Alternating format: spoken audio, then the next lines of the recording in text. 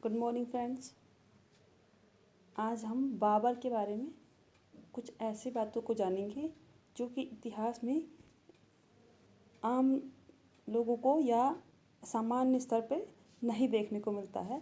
कुछ इतिहासकारों के विचार हैं बाबर के बारे में, जिनको आज हम देखेंगे कि बाबर का व्यक्तित्व कैसा था और बाबर ना होता तो भारत में क्या होता।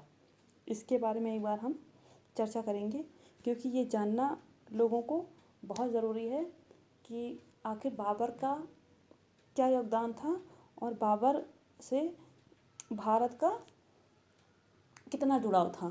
ठीक है, तो आज हम इसके बारे में देखते हैं।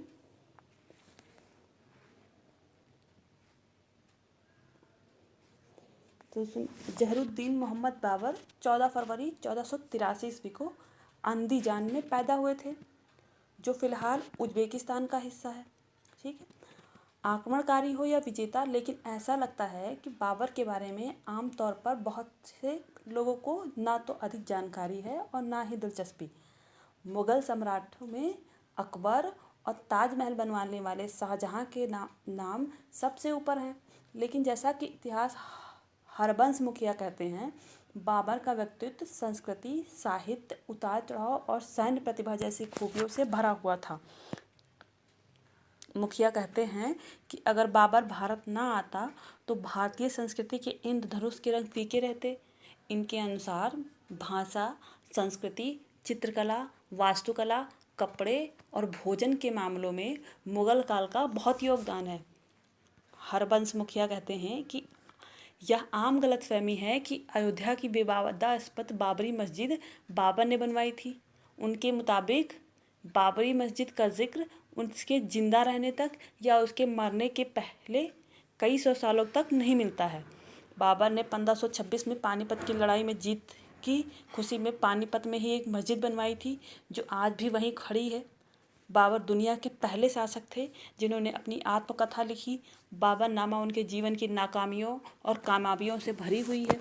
हरबंश मुखिया के अनुसार बाबर की सोच थी कि कभी हार मत मानो। उन्हें समरकंद, जो कि आज उज़्बेकिस्तान है, हासिल करने का जुनून सवार था। उन्होंने समरकंद पर 3 बार कब्जा किया, लेकिन तीनों बार उन्हें शहर से हाथ धोना पड़ा। अगर वे समरकंद का राजा बने रहते तो शायद काबुल और भारत पर राज करने की कभी नहीं सोचते। भले बाबर को वो सम्मान नहीं मिला जो उनके पोते अकबर को मिला था, लेकिन उज़्बेकिस्तान में बाबर को वही दर्जा हासिल है जो भारत में अकबर को। उनकी किताब के कई शब्द भारत में आम तौर से प्रचलित हैं। मैदान शब्द का भारत में पहली बार इस्तेमाल बाबरनामा में देखने को मिला। प्रोफेसर हरबंश मुखिया कहते हैं कि आज भी भारत में बोले जाने वाली भाषाओं में तुर्की और फारसी शब्दों का प्रयोग आम है। उन्होंने 1930-1940 में राज करने वाले एक मराठी हाकिम का उदाहरण देते हुए कहा कि उसने अपनी भाषा में उर्दू और फारसी शब्दों से पाक करने के लिए एक फरमान जारी किया था। उनके एक सलाहकार ने कहा कि हुजूर, फरमान समेत आपके फरमान में इस्तेमाल किए गए 40% शब्द फारसी और उर्दू के हैं। प्रोफेसर मुखिया के अनुसार तुर्क भाषा में कविता लिखने वाली 2 हस्तियां गुजरी थीं।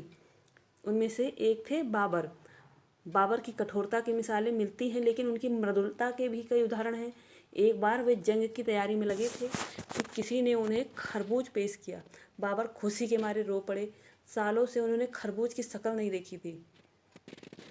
बाबर 12 वर्ष की उम्र में राजा बने, लेकिन 47 साल की उम्र में मरते दम तक वह युद्ध में जुटे रहे। इसके बावजूद बाबर ने पारिवारिक जिम्मेदारियां निभाईं। उनकी ज़िंदगी पर माँ और नानी का गहरा असर था, जिन्हें वे बेइंतहा प्यार करते थे। वे बड़ी बहन के लिए एक आदर्श भाई थे। मुग़ल बादशाह हुमायूं बाबर के सबसे बड़े बेटे थे। उनके लिए बाबर एक समर्पित पिता थे। हुमायूं एक बार बहुत बीमार पड़ गए। बाबर ने बीमार हुमायूं के जिस्म के 3 गर्दिश किए और खुदा से दुआ मांगी कि उनके बेटे को स्वस्थ कर दें और उनकी जगह पर उनकी जान ले लें। हुमायूं तो ठीक हो गए, लेकिन कुछ महीनों में बाबर बीमार हुए और उनकी मौत हो गई। Thank you so much.